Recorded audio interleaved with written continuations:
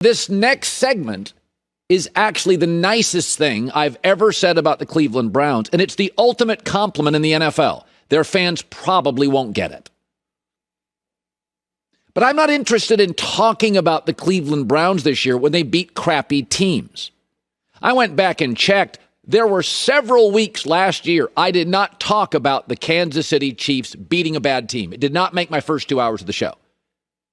Of course they beat bad teams. They're the Kansas City Chiefs. Coach, quarterback, roster, skill people. So the Cleveland Browns were the only team in the NFL, week 1, that had 2 top 10 offensive linemen graded, top 10, only in the NFL. And this will be a year of the Cleveland Browns leading and managing leads. I am therefore going to judge Baker Mayfield more harshly when he trails in the second half, like I did this week. If you look at Cleveland's schedule, it is highly likely they will not trail in the second half for the better part of a month. Baker is going to lead because of the dominance of this offensive line and run game. They are going to control the clock. They're going to win time of possession 14 weeks. Folks, they led the Super Bowl champions by 2 touchdowns this past week, and they were in Kansas City. I am not interested in talking about Cleveland beating bad teams. Believe it or not, there will be Mondays I won't talk about Baker and the Browns. But what I will do is what I do with my kids. I hold them to a higher standard. I'm not interested in your grades in PE. How did you do in calculus? Because that's my grading scale. I didn't spend a lot of time last year at the end of the year talking about Brady and Tampa beating Detroit and Atlanta twice. I didn't spend a lot of time on it. So if you look, and I talked about this yesterday, the difference between great and special and a guy, how do you quarterback trailing in football games? Because that changes everything. Baker Mayfield, twice this past Sunday, had to throw. Last 2 drives he had to throw. 3 and out and an interception. That's what I'm going to inspect. This is the highest compliment. And why does playing from behind well, why does that matter? Well, let's look at the Tampa Bay Buccaneers last year. They trailed 14 times. They won 9, lost 5. The year before, the Kansas City Chiefs trailed 15 times, and they won 11-4. The Browns trailed for about 2 series, and their offense stunk. And that's the difference in this league. I don't care how Derek Carr plays when he leads. I know in that last drive with 37 seconds, he made 2 huge throws, field goal, tie, 1 in overtime. And that's the greatest compliment I can give Cleveland. I'm not interested in beating lousy teams. You're so far beyond that. By the way, Mahomes in his career when trailing, and this is what separates him from the league, is 25-10. Baker when trailing is 13-24. There's no question Baker is a franchise quarterback. We're out of that discussion. But Baker wants to be a $40 million quarterback. And 13-24 when trailing, just will not do. And that's why Cleveland hasn't signed him yet. And that's why Cleveland is waiting. This is a league of how do you play in the second halves, especially in crisis. Baker admitted as much after the game, admitted it. Games come down to 2 or 3 throws, and they come down to 2 or 3 throws in crisis, not in the first quarter. So, that is my compliment. We are out of is Baker a franchise quarterback? Yeah. Is Cleveland going to win the AFC North? Yeah, I picked them probably. Are they going to lead in 12 to 13 of their games? Yeah, maybe 50. They led Kansas City. I know they won't see this as a compliment, but I am going to put the inspection glass. I'm going to inspect Cleveland trailing because that's the stand. That's where they are now. How are they trailing? It's the only unanswered question. We know they can lead. We know they can run. We know they have the best offensive line. We know they can win the division. We know they can win the playoff game. The only thing now is Baker good trailing late. because Mahomes is and Brady is. That's where you're at now, and it's not a criticism. My staff would like me to talk Aaron Rodgers now. I'm not going to. I can't do it. I'm not interested. I'm going to talk about it at some point because the sound's pretty good. But my staff right now pulling out their hair. Uncle Colin, I am over high maintenance Aaron. And so I want to talk about this. So the Bears were bad in week 1, way worse than I thought they'd be. Matt Nagy had a very good September record. They were terrible. They played, they trailed 13-7 at half. Then the wheels came off. And what do you do with Andy Dalton? What do you do with Justin Fields? Mark Sanchez came on the show yesterday, and he said this whole go back and forth thing is very difficult. Here's Mark Sanchez from yesterday's show. These guys have to understand what their role is. It has to be clearly defined. Here's my example. Me and Brad Smith, clearly defined.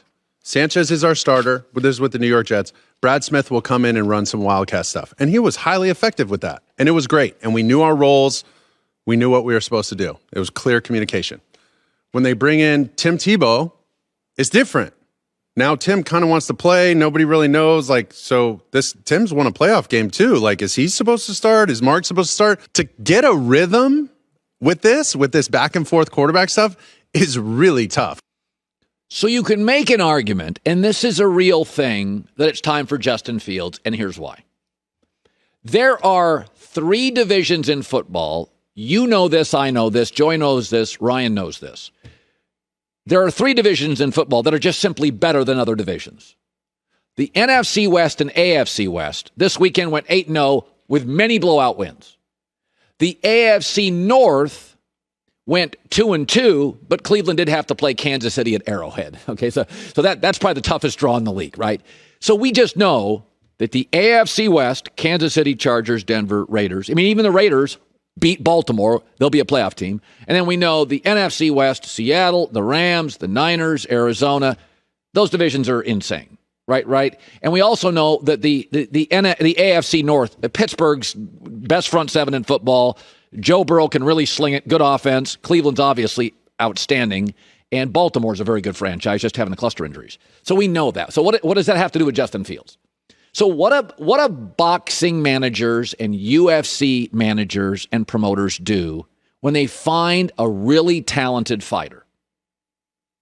They give him tomato cans for about a year, 10 to 12, maybe 2 years. Go look at Mike Tyson's first 15 fights. These are first-round fights. Build up confidence, refine the skills, sharpen the tools before you put him in there against somebody that can beat him. That's what Dana White does. I got a star. I'm going to give him 5 or 6 fights.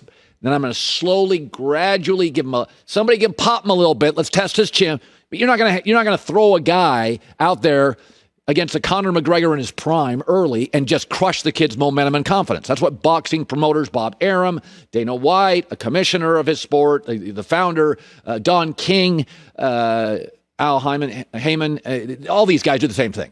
You're setting stuff up. Well, Justin Fields is that young UFC fighter, right? Look at his division right now. I can make an argument that the worst division in football, and certainly it's one of them, is the NFC North. Lions, Bears, Packers, Vikings. Well, we think the Packers are good. Didn't look like it. But 3 of these teams, if I said they didn't make the playoffs, you'd be like, yeah, okay.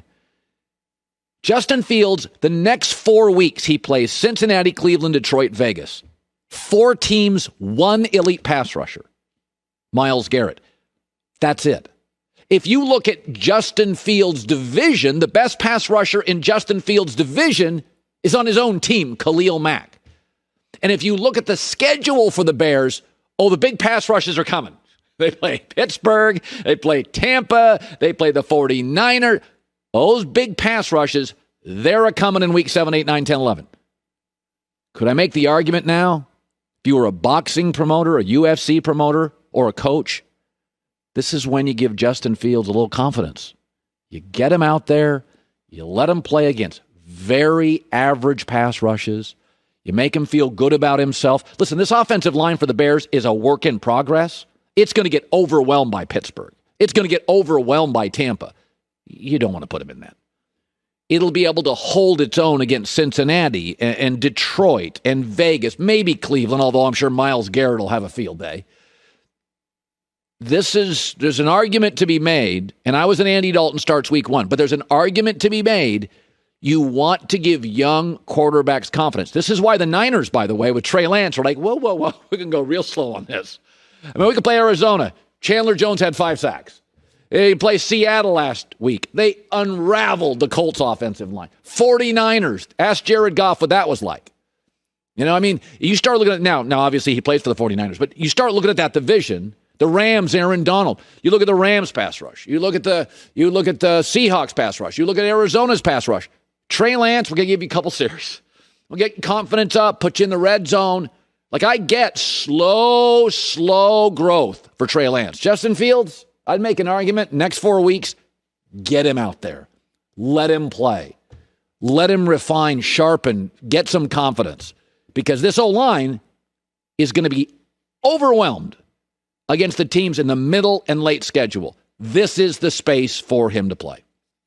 Hi, everybody. Thanks for watching. Subscribe here to get the latest from the show.